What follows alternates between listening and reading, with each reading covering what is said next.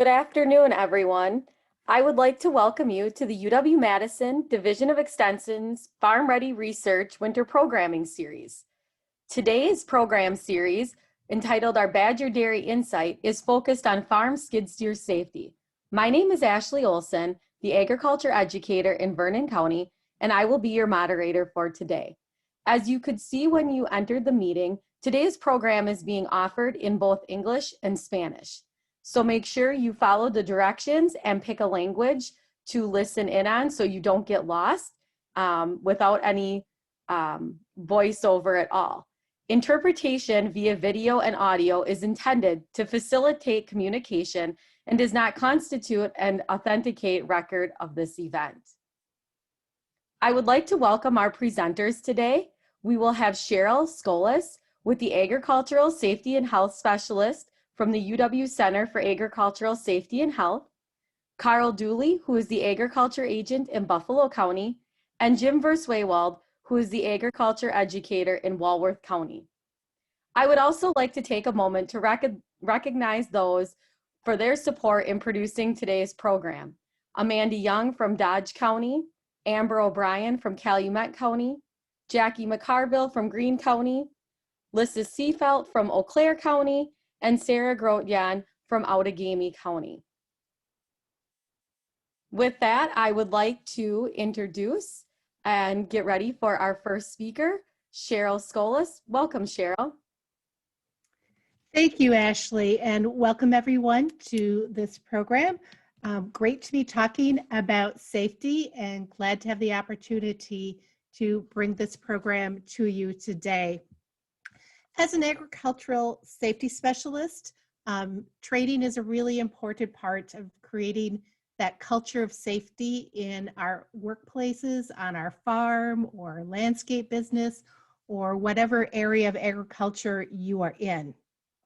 And whether you are new to operating a skid steer or you have many years of experience, safety training is always valuable. Or if you are an employer or an employee, it's important to know that part of a good workplace culture is knowing those laws that apply. Just want to remind everybody that with our skid steer training, employees should be trained on the safe use of skid steer prior to the first time they use a skid steer in your workplace. So whether they've used one for someone else and they come to your workplace, they should be trained for that specific use at your workplace. Then as long as all goes well, they should be trained with a refresher training in 3 years. However, if they have a near miss or there's some serious incident, we want to take those opportunities to review what might have happened, what went wrong. And so that might be at a time to do another training, review everything that you have going on, and have that discussion with folks about the safe operation of that skid steer. And when we talk about employees, this can also be our family members, because for a lot of our farms, family members are involved. So whatever your classification of employee is, everybody needs skid steer training.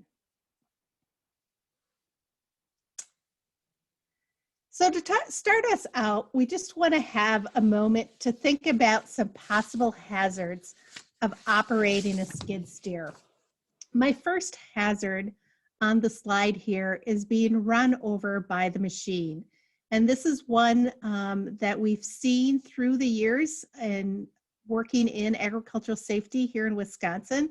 And so it's an important one to think about where those other people are in our workplaces, whether they're children that are around or working with other employees. There's also lots of different attachments, and getting someone caught in that attachment is another possible risk. You can see that crushed in is our third hazard. And, if we somehow get outside the reach of that operator platform and those arms come down, we could be crushed between the frame, we could be crushed under the loader bucket, lots of different situations that have happened. So skid steers have lots of different possible hazards to them. So we want to be sure that as we go through this and we talk about some of those other safety features, that we remember to use them. And yes, you can turn a skid steer. So even though they have the FOPs and the ROPs, there is still the danger of something dropping on that operator or overturning that skid steer. So start thinking about how you use a skid steer and what are some of the possible hazards in your work site. Next, there we go. One of the types of activities that it's great to do as you start working on your training program for skid steers or start having the discussion with your employee about skid steer is to look at the task that you do and what are the possible hazards associated with it. It's a simple term we use is called a job safety analysis, and it's that process of looking at the task and then the associated hazard. So you can see here on this graph, for this chart, we have some tasks and hazards from working with our research stations of some of the different situations that employees could face working out there on those farms. And it can be your process of doing a job safety analysis can be as simple as one column for the task, one column for the hazards, and identifying those hazards. And then talking about what can you do to be sure that you put that safety in the focus as you're doing those works. So task and hazards, that job safety analysis is a good process as you get working to developing your safety program on your farm or in your agricultural business. And with that, I will be turning it over to Jim. Good afternoon, everyone. The first thing that I'd like to start off with is, a thought about how can an operator of a skid steer stay safe and keep avoiding those hazardous situations that Cheryl just described. The first step is to read the owner's manual. I know often owner's manuals get shoved in a drawer somewhere, never to be seen again, but there's really a lot of valuable information in the owner's manual, particularly as it relates to safe operation. These owner manuals are typically in English, Spanish, French, and German. Next step for skid steer safety is to never allow children to operate skid steers. Operators should be 16 years of age and older. And unlike farm tractors, there are no special training certificates to allow operators younger than 16 years of age. And then most importantly, be aware of your surroundings at all times. Vehicles, other farm equipment, animals, pets. Keep other employees and any bystanders away at a safe distance. Next slide, thanks. So it's important to have an overarching safety program for your farm established and in place, and make sure that all employees are aware of the safety program and protocols. Skid steer safety should be part of your broader safety program. Be certain to protect yourself and your employees by wearing protective clothing and personal protective devices when necessary. Depending on the job and the machine, hearing and eye protection may be necessary. Always use eye protection when you're changing hydraulic hoses. Be alert and aware. Know where and when to get help if it's needed. Avoid distractions like your cell phone, and always watch out for any obstacles or uneven surfaces that you might encounter while operating the skid steer. Next slide. Know the rules of the machine. So first off, you should know the capacity and operating characteristics of your skid steer. Many farms have multiple skid steers, which may have different operating requirements. So make sure you know how to safely operate each one. Never modify or remove any part of a skid steer except for service and maintenance, and make sure that you reinstall it before operation. Drive forward whenever possible. This isn't always possible, but it's definitely the safer mode, as your range of vision will be much better. And always look in the direction of travel, and be sure to look twice before backing up. Next slide. Watch for these safety alerts that are posted on your machine. They're also referenced in your owner's manual if you need additional information. So I'm going to cover these from left to right, starting with the highest level of hazard. Danger is the first one. This signal word indicates an imminently hazardous situation, which, if not avoided, will result in death or serious injury. The signal color for danger is red. Next one is warning. This signal word indicates a potentially hazardous situation, which, if not avoided, could result in death or serious injury. The signal color for warning is orange. And then the last one is caution. This signal word indicates a potentially hazardous situation, which, if not avoided, may result in minor or moderate injury. The signal color for caution is yellow. And these safety alerts should be consistent between the machines that you operate. Next slide. Pre-inspection of a skid steer you're about to operate can help prevent accidents. Remember that on most farms there will be multiple operators. There will be a number of people operating the skid steers. They won't always leave things exactly the way you left them, so it's always good to do a pre-inspection. Before you start the skid steer, you should check the fuel and oil, your hydraulic fluid, your cooling system fluid, the operator cab, seat belt, seat bar, lift arm and cylinder pivot points, safety interlock systems, tires, broken, missing, loose, or damaged parts, and make sure you make any necessary repairs before using the equipment, and then the parking brake. And this can all be done by a quick walk around the equipment, which should be done prior to every operation. Next slide.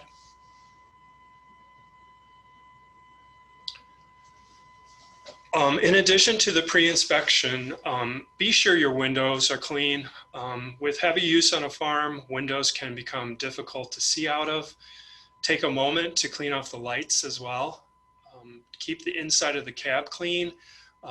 If there's tools or soda cans bouncing around the inside of the floor of the cab, they can themselves become a hazard. If your skid steer is equipped with foot pedals, make sure that the foot pedals are free of any debris so that they operate properly. Next slide. Always use caution when fueling your machine. Never overfill the tank and try to avoid spills. Be sure to use the correct type and grade of fuel. If you're refueling your skid steer, particularly after you've been using it for a while, allow the engine to cool before adding additional fuel. If you do have a spill, wash off the fuel from your skin or clothing, and always remember no smoking. Next slide. For skid steers with diesel engines, diesel exhaust fluid, or DEF, is an important component in keeping machinery operated within federal emission standards. Notice the blue cap in the lower photo marked DEF. DEF is 32.5% synthetic urea and 67.5% deionized water, which transforms harmful gases, harmful emissions into harmless water and gas. It is not a fuel additive. It doesn't come in contact with the fuel, but with newer skid steers, they may cease to operate when the DEF levels are low. If your equipment uses DEF, it's good to know that it is non-toxic, it's non-polluting, non-flammable, non-hazardous, stable, and colorless. So it's just on some of your newer skid steers, you'll find that as a component. Next slide. Be familiar with the area where you're working.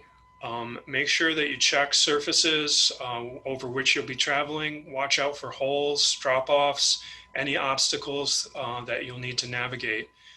And then when inside a building, make sure you know the clearances that you might encounter. Make sure that where you're traveling inside a building that you're not getting hung up in anything overhead. And this brings us to your first poll question. So Ashley will walk us through question 1.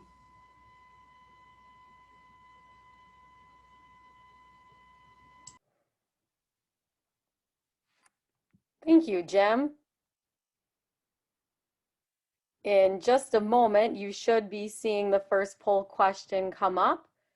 So in order of progress, how should danger, warning, and caution go in order of progress? And we will give you a little bit of time to answer the poll.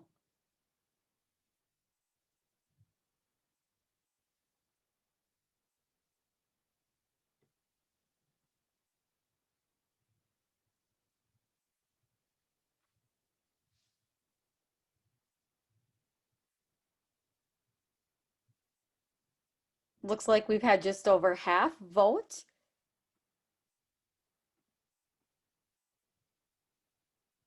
I will give it another 10 seconds or so.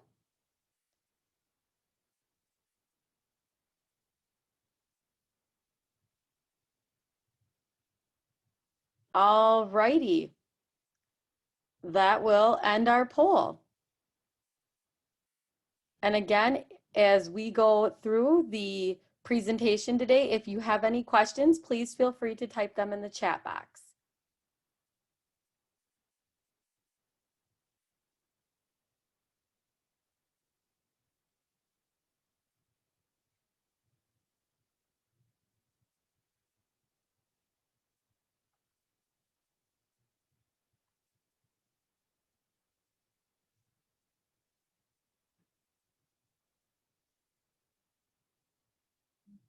And with that, we will continue. It looks like everybody got that question correct. We will continue on with our presentation.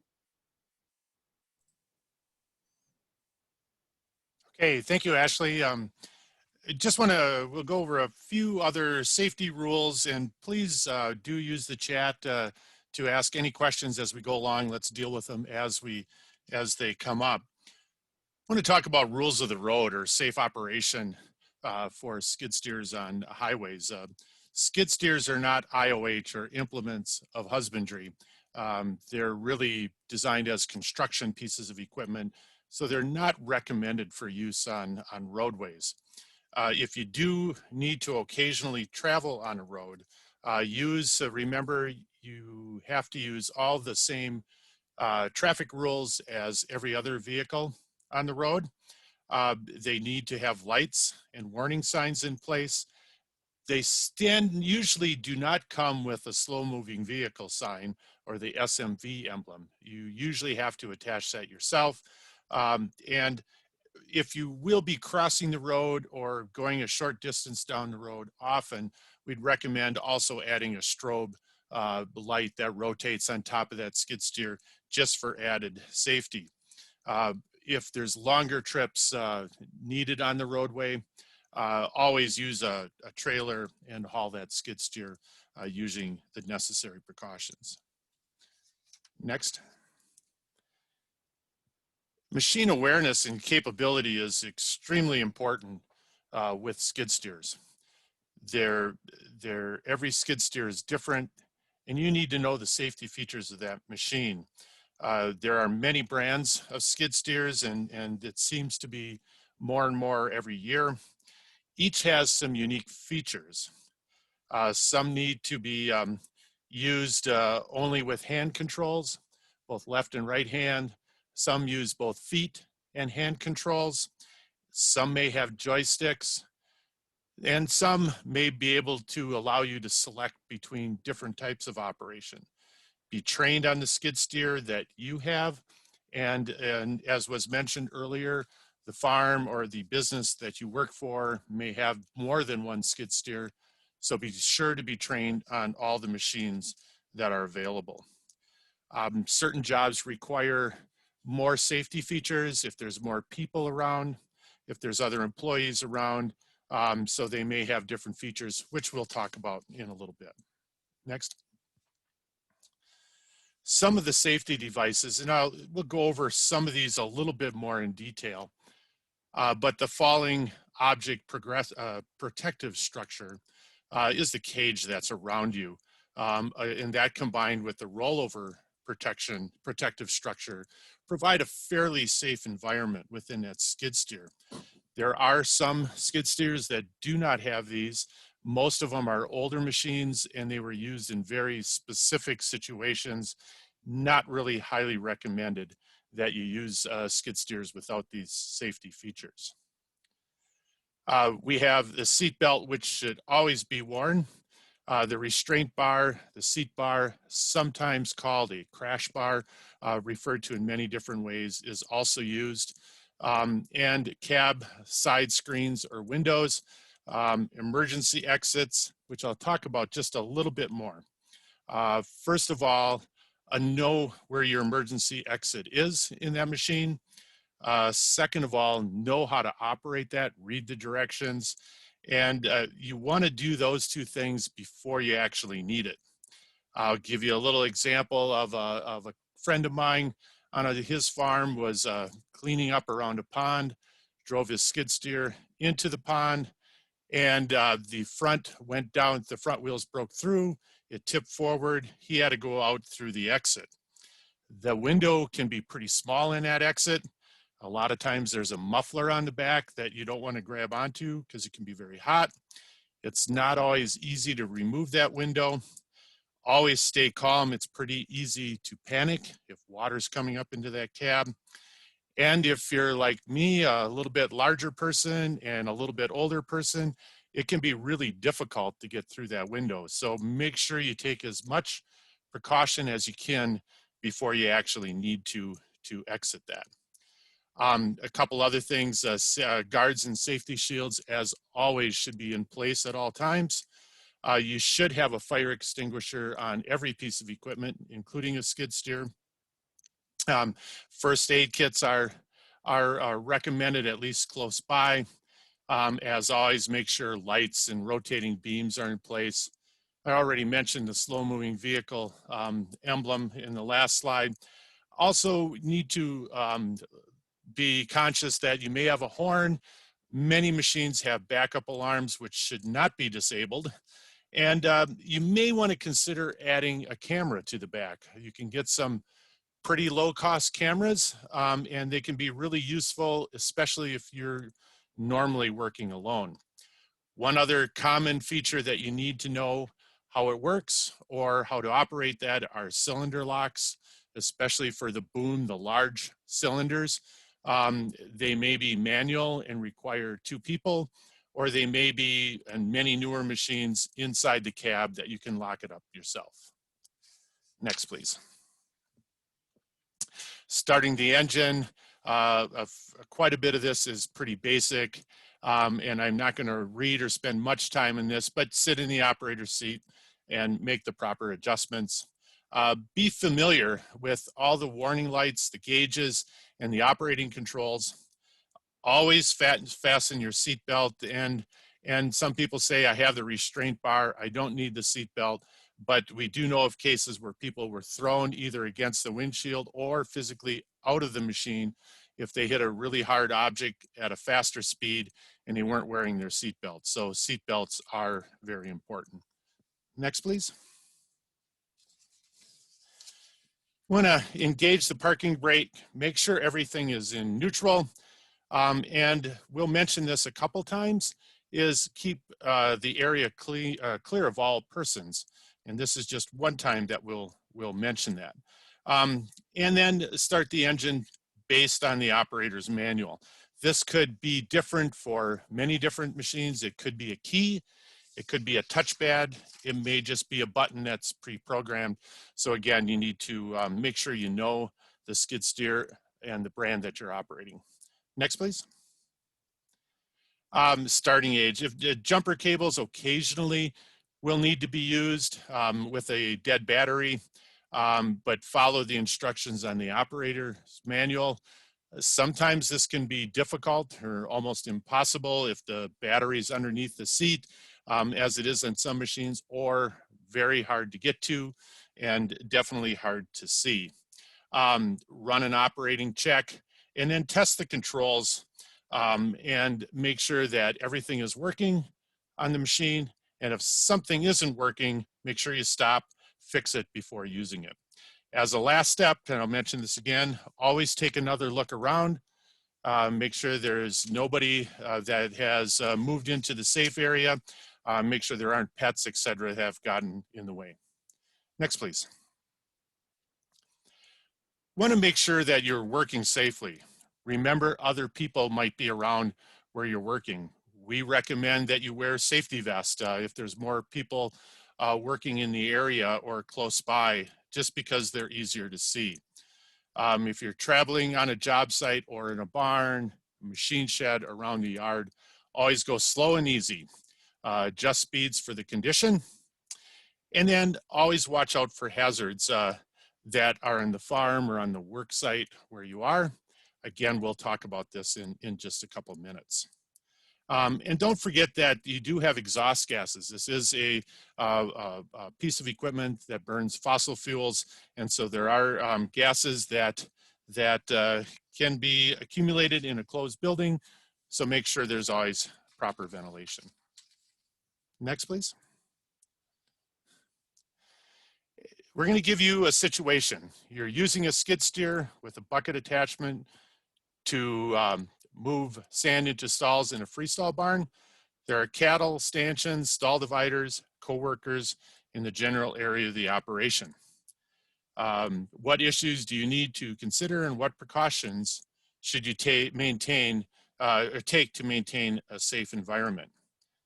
And I think Ashley is going to ask you, Ashley, are we doing the chat, or are we going to have people unmute? We have a small crowd.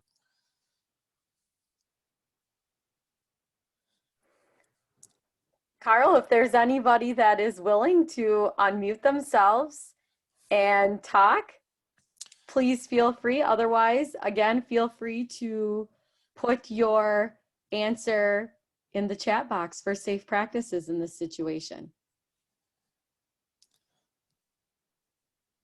And please don't be shy. We are very happy to have a great discussion here this afternoon.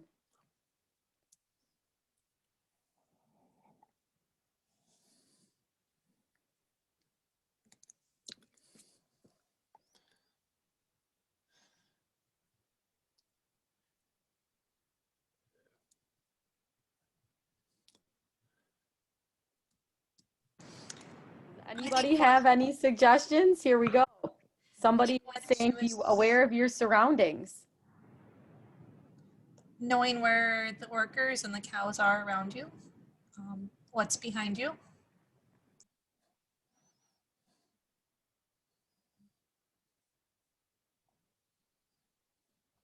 Absolutely. Does anybody have any other issues that they would like to add that we should consider in this situation for having a safe practice? Know the weight of the sand in the bucket. Absolutely. Ashley, we had one come in a chat. Keep bucket low, not tip. Lock animals out, so not in your way or danger. Very good. Super. Thanks for your response. And we'll go over a couple of things that we thought of. Most of everyone that you already mentioned. Be aware of locations, coworkers, cattle. Exactly. One of the biggest hazards, at least that I have and that I see others have, of using a skid steer is you really can't see what's close by. You get anything behind you within a foot or two of that skid steer, it's very difficult to see it. And to the left and right side, also difficult. The only really good visual you have is up front, as long as there isn't anything in the bucket or other attachments that's blocking your view. So it'd be certain to get, not to get, quote, too close to those stanchions or the dividers while you're moving in and out of the barn. You can cause some really costly damage if you are not aware of where those are at and you try to really get too close to different parts of that barn. Are you able to see where you're going? Somebody mentioned that. Can you see above you? And then also, definitely, if you're using sand for bedding, especially if that sand is wet or moist, it can easily be heavier than the skid steer can handle, and you can lose that balance and control of the skid steer. Thank you. Those were excellent. Next slide, please. We'll talk about load weights for just a little bit. Know the material that you're loading. We mentioned sand can be very heavy. Generally, the back of your skid steer is the heaviest portion. But if that bucket has sand, gravel, crushed rock, other very heavy types of material, the front can easily become heavier. As we lift that bucket, the balance and the stability of that skid steer will change.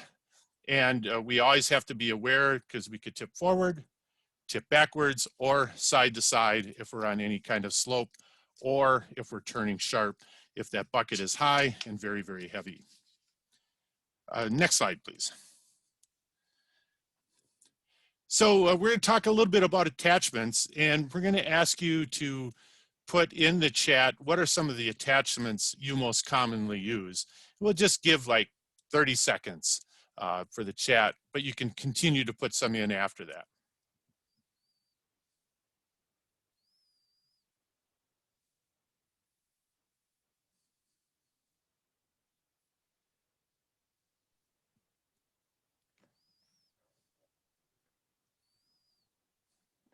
And if you are looking for the chat feature and you're unsure where it is in Zoom, it is at the bottom of the Zoom screen, and you may need to click on more and then hit chat. And that will take you to be able to enter different attachments that you may use on your operation into the chat box.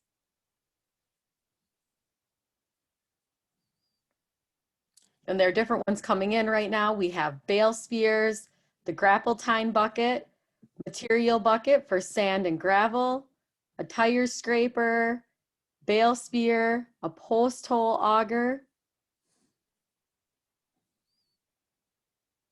All right, those are excellent. Thank you. And thank you, Ashley, for following the chat.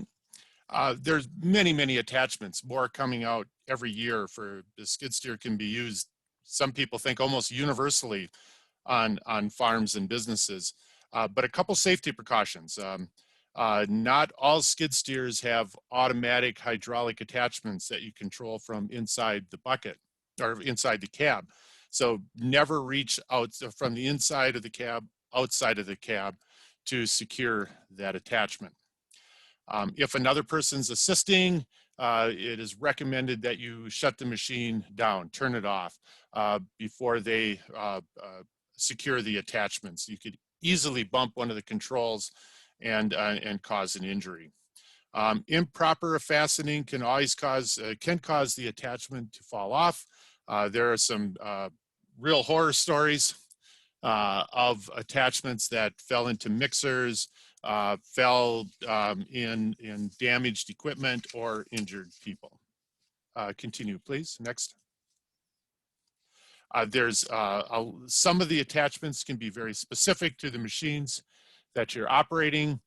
Some are relatively universal. So again, follow the operator's manual.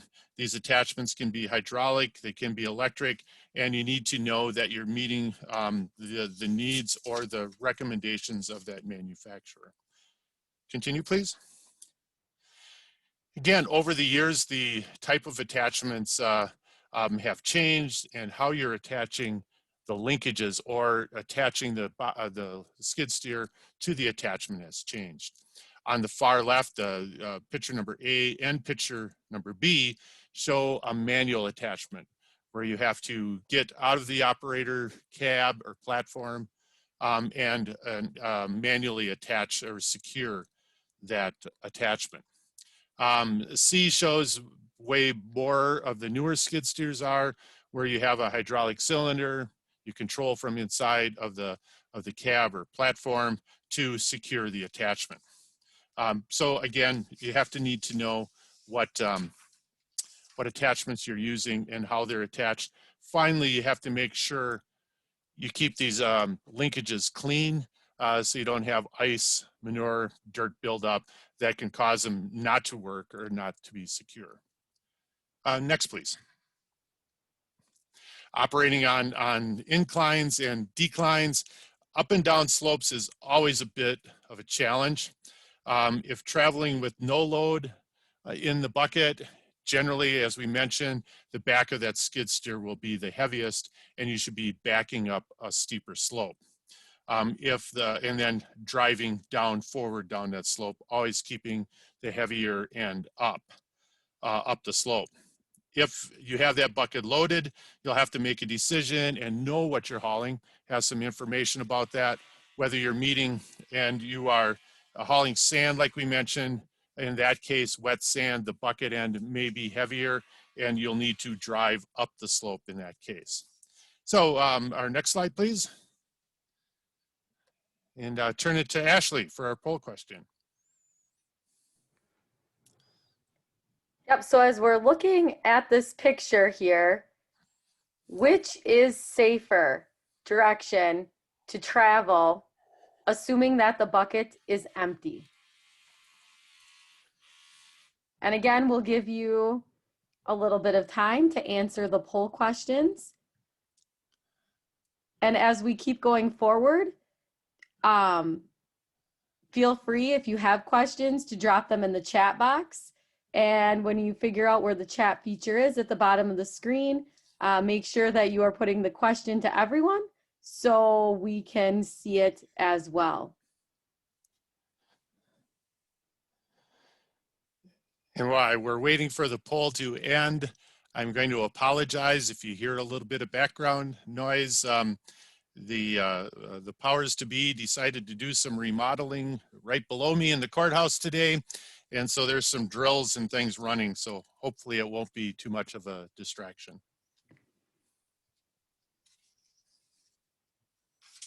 All right, we're going to close the poll shortly. Thank you. And the correct answer is B. We want to drive with the heavier end. In this case, Ashley mentioned that the bucket was empty.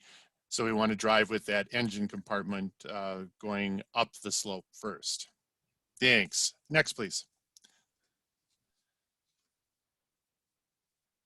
Just a couple final comments about operating on slopes.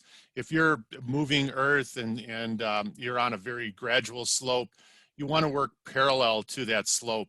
The ground will tend to hold you up a little bit and will help with traction on those gradual slopes. And we're talking slopes probably 5% or less.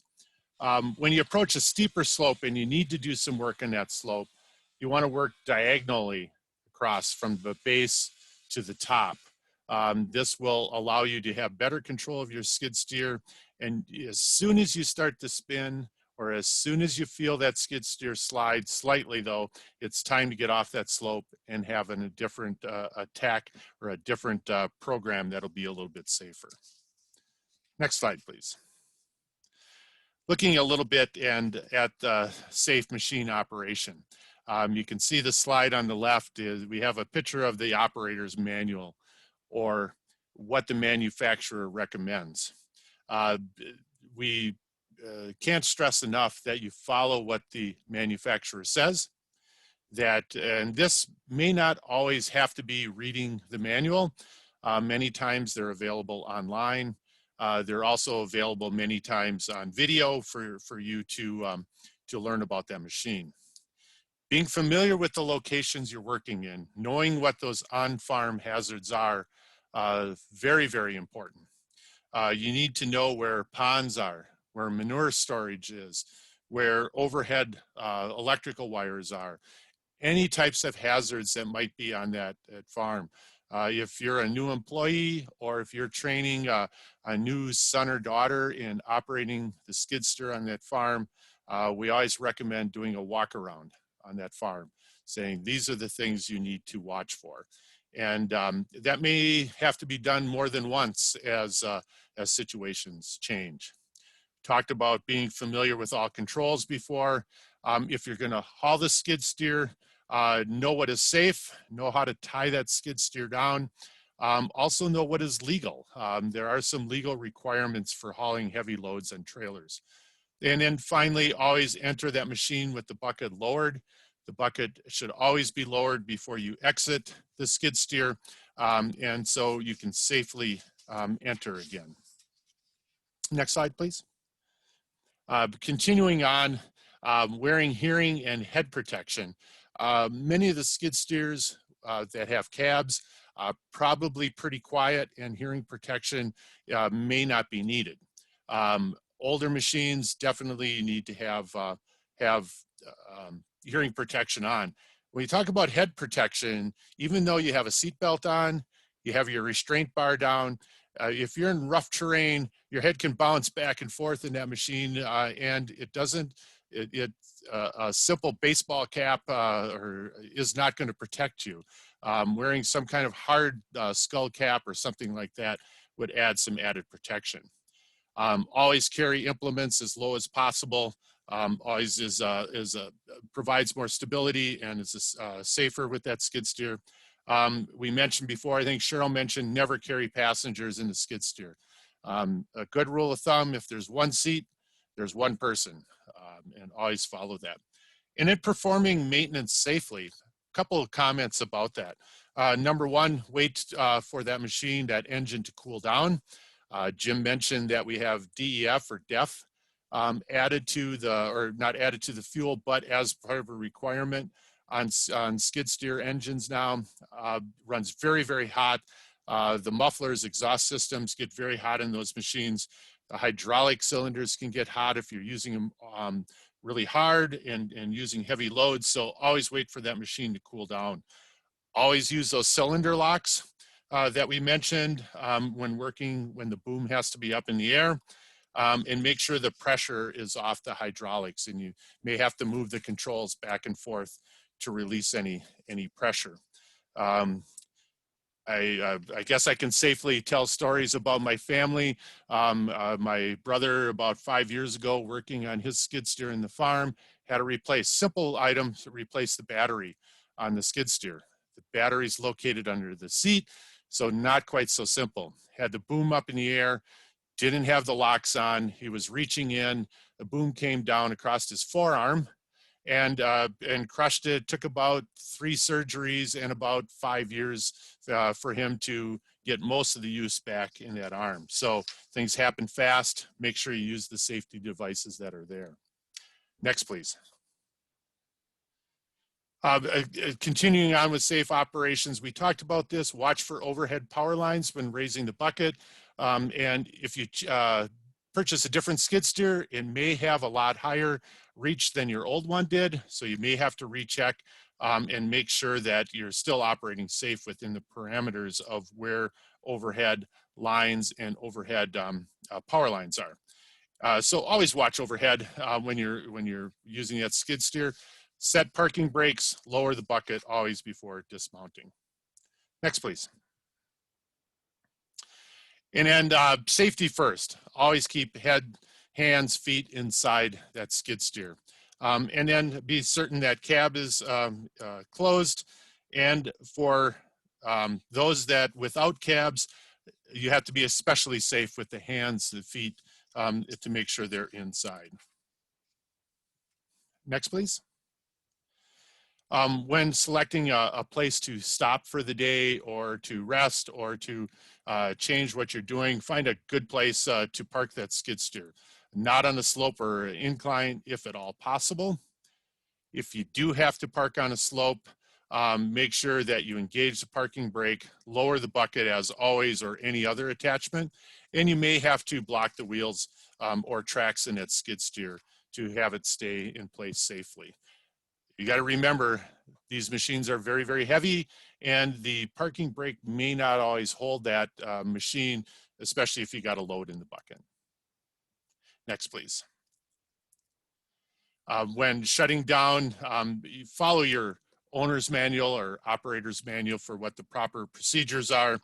But some may seem like common sense, but we'll go over them quickly. Always stop, lower the bucket or attachment flat on the ground, position the controls in neutral, engage that parking brake, idle the engine for a short cool down period, stop the engine, move the hydraulic controls to eliminate pressure, and then raise the restraint bar. Okay, next please. Check so that all controls are locked in neutral.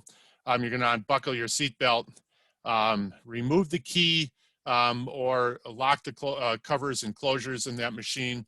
There may be a master electronic switch, and then especially in today's world that we're living in, you want to sanitize controls and handles with some kind of sanitizing wipe.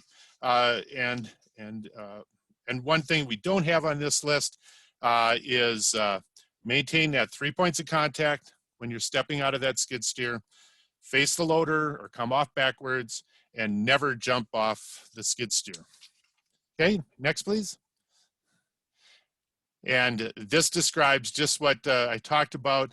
I want to emphasize the never jump off the skid steer. Again, I'll admit it, when you get a little bit older, you never want to jump onto any hard surfaces. You can easily cause injuries to yourself when you do jump, even though it's only a foot or two.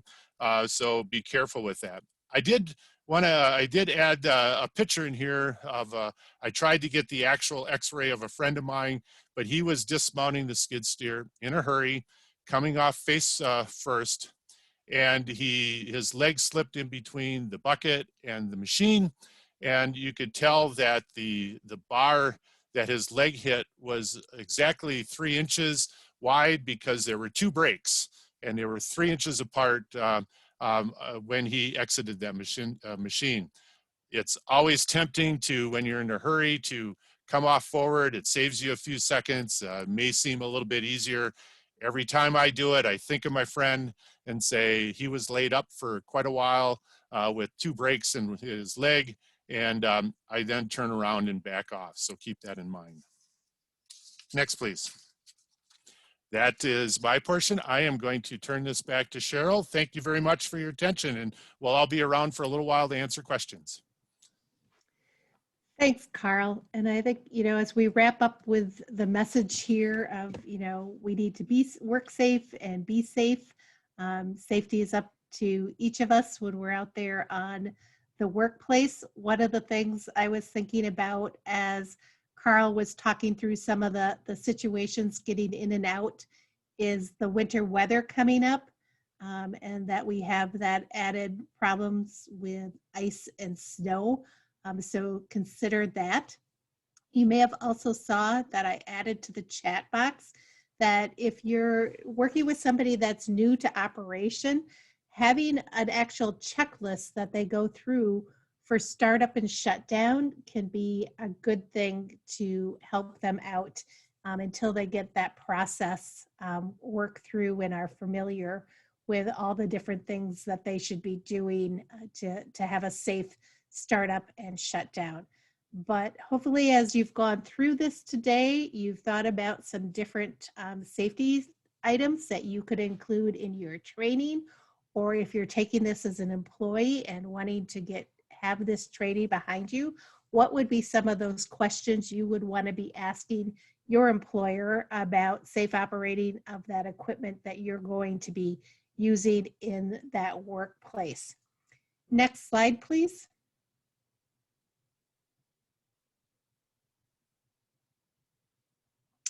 So at the start of this, I talked about with training and that we had the requirement.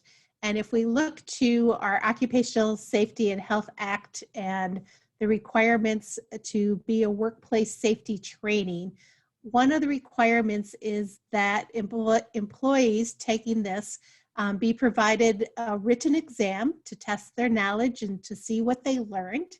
If you are interested in using this training today as part of your workplace training, or you're looking to have a certificate to bring to an employer that says, I took the skid steer training, trying to improve your opportunity to get a job, we have a written exam prepared.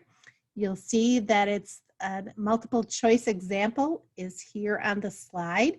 The exam is 15 questions, some multiple choice, some true and false. And I will be putting in the chat box the links that you can go to take that exam. When you complete the written exam, then you will get an email that gives you a link to download your certificate.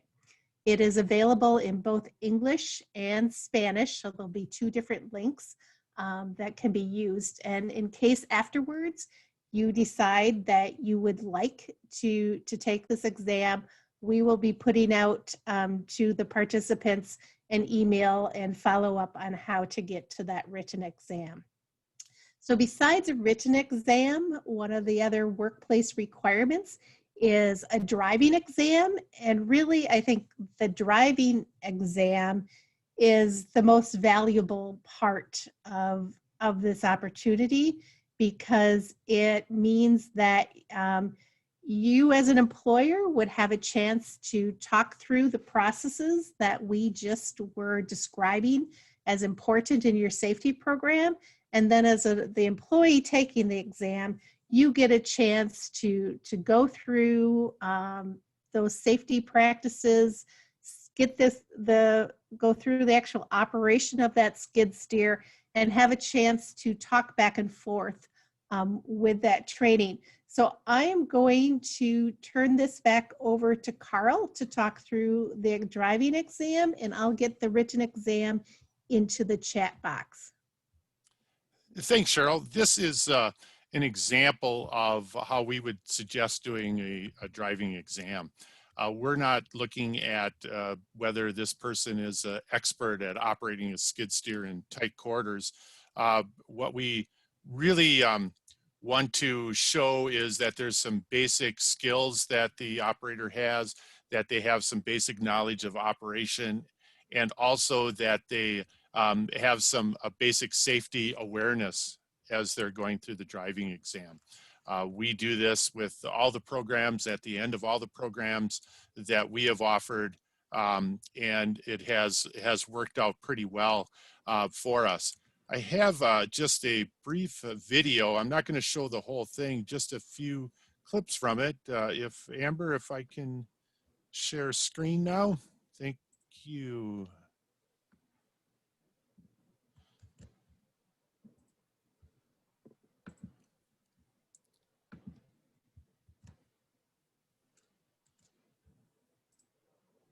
Okay, everybody see my screen now?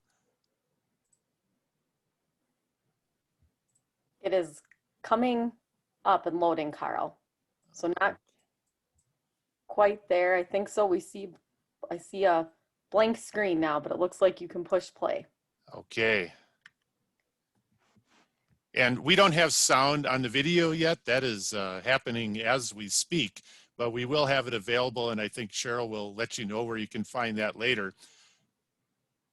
I will mention that we always have a walk around so that you as an employer, you as a supervisor, or maybe you as mom and dad can tell whether the person you are training has basic knowledge of what that skid steer safety equipment is. Also, that they're checking for fuel levels, they're checking for engine oil, hydraulic oil, and basic safety features.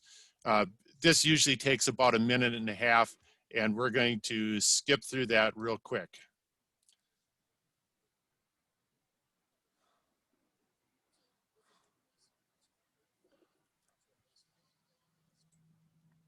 Okay, then we have the actual driving exam part of the training. And I'll talk through just a little bit of this. we are watching so that we enter and exit the skid steer properly, that they do put on the seat belt, lower the restraint bar, check their gauges, check around them before they leave, and all those different characteristics. I'm going to skip ahead a little bit farther. In most of our trainings, we require them to attach some sort of attachment to make sure that they're doing it safely and follow all the rules that we talked about earlier. A couple other components, once it's attached, that we have them drive through a basic serpentine course where they weave between cones or some type of objects in the course. And then we have them drive forward, and that they can put the skid steer bucket right on that cone. We don't want them to tip it over. We don't want them to bend it. We want them just to touch it. And then if you have the ability and the space, we have them back up to an object, in this case, another cone, using a spotter. And they back up, follow the spotter's directions. And when we clap or our hands are together, they need to stop. So we want to see that they can follow those type of directions. Again, they drive back through the serpentine course. And you could put the cones as close as you feel necessary, depending on the skill or what you expect from your operators. We want to see that they approach a slope correctly. They have the option whether they should drive forward or whether they drive or they have to back up. Unfortunately, this farm is flat as can be, so we had to make our own slope as part of the training. And in this course, they chose properly, backing up the slope. And almost lastly, we're going to have them operate to see if they can operate the bucket properly. When I've done this with some younger people, they may ram that bucket into the pile. We talk then about whether that's the safest way to do it. What if they hit something really, really hard? You could damage a machine or yourself, injure yourself. And then we want to see them travel with the bucket loaded low and slow, and then dump or dispose of that equipment or material. Finally, we're going to watch them back into a stall. We usually put these cones relatively close together just to measure their skill and just to make sure they're paying attention. Again, in this case, we use the spotter. You don't always have to do that. And then we finally watch for them to exit properly, lowering the bucket and turning the machine off, etc. That is our base operation of how we do a test. And I think Cheryl will give you directions on where all of this can be found. Thank you.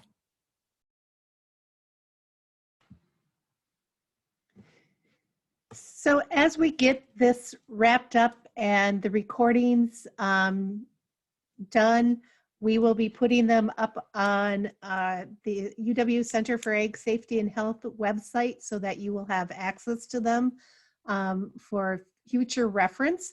And if you have any questions on, skid steer training or developing a workplace safety program for your farm or business, feel free to get in touch with me or your local county extension educator. That can also help get you in touch back with this program and other information. But we will be sending a follow-up email out with the links in a few days to help everybody know how to access this in the future. With that, Ashley, we're back to you to help us to see if we have any questions and some updates. Yes, and again, if there are any questions, please feel free to put them into the chat box. And if you could chat to everyone so we can see them, that would be excellent. Cheryl did put the links for the written exams into the chat box. So if that is something you are interested in, please feel free to save that link. And if you have any troubles or need help with that, please feel free to reach out to Cheryl or any one of us in Extension. We can get you pointed in the right direction. So do we have any questions? You can put them in the chat, or you can also unmute yourself to ask questions. Either one works for all of us today.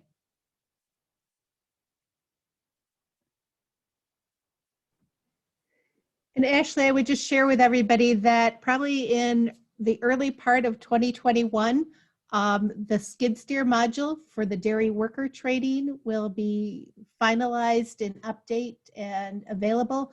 We just knew we had a number of people that were looking for skid steer training at this time and wanted to take the opportunity to help people get the training out to their farms and for their use. So down the road, we'll have a more set package prepared and ready for use.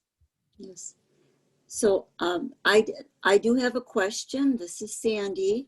And early on, it was stated in one of the slides to never have youth on the skid steer, which is absolutely appropriate. But I don't recall, was it mentioned at what age is it appropriate? Does this line up with anything to do with tractor safety guidelines, or what are the recommendations as far as age for younger workers, be it they farm employees or family members?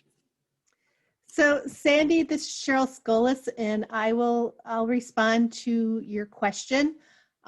So as is with the child labor laws for other parts of agriculture, if it's on a family farm and it's, they're using it under the direction of their parents or guardians, there really is not an age limit per se.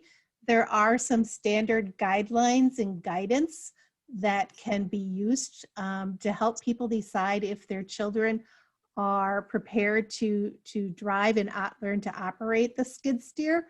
We really wouldn't recommend that they start operating it till the age of 16 for agricultural use. It does not fall under the same tractor safety guidelines as the Department of Labor guidelines. So our tractor and machinery certification programs do not allow a youth to operate a skid steer for an employer. And if they are looking to operate a skid steer in like a landscaping or a nursery business, some other non-farm part of an agriculture, then they need to be 18 years or older according to the labor regulations. So as anything, when we talk about child safety, it gets complexed in the different factors, but because of the versatility of the skid steer, all the loads and balancing that we talked about, it is something that as a parent or guardian or employer, you really have to look at that individual youth and their ability and look at the different guidelines and factors. Absolutely.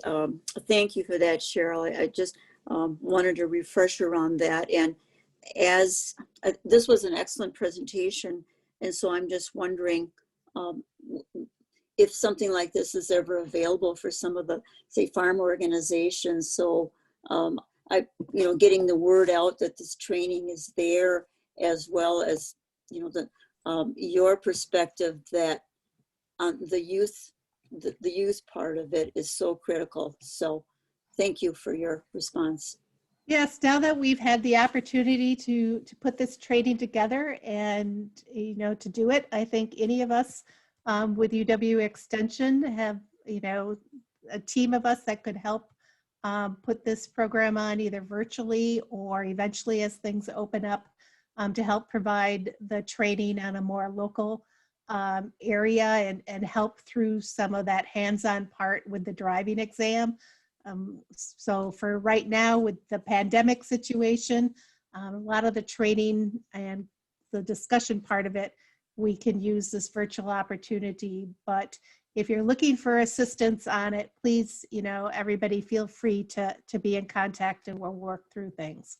Okay, thank you. Are there any other questions out there right now or comments that anybody has?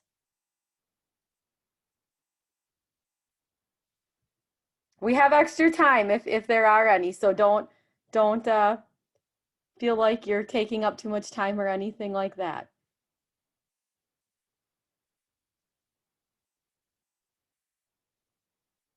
Well, if there is not, I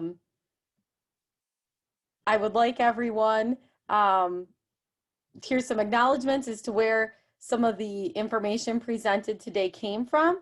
And a reminder, this is the first kickoff in the Badger Dairy Insight series. So every Tuesday from now through March, we will be having a different topic. And next week, it will be optimizing management for calf health and welfare with Dr. Jennifer Van Oss. So feel free to go to wisc.edu Farm Ready Research to sign up for any of the programs. There are many different programs being offered across all the different species and program areas, whether it's livestock, farm management, dairy, or small ruminants. We encourage you to sign up. And if you can't watch them live, you can always go back and watch the recording if you're signed up. With that, do we have a final evaluation before we let everybody go today? A poll evaluation? We will be putting the evaluation out in the wrap-up email. Hopefully some of them will take the written exam as our final test evaluation, and then they can get their certificate for it. So Perfect. look for Thank that you, Cheryl. follow-up email in a few days.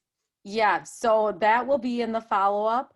Also, I want to thank our interpreters today for those that tuned in listening in Spanish or English. We appreciate that. And we thank you all for attending. Have a great afternoon.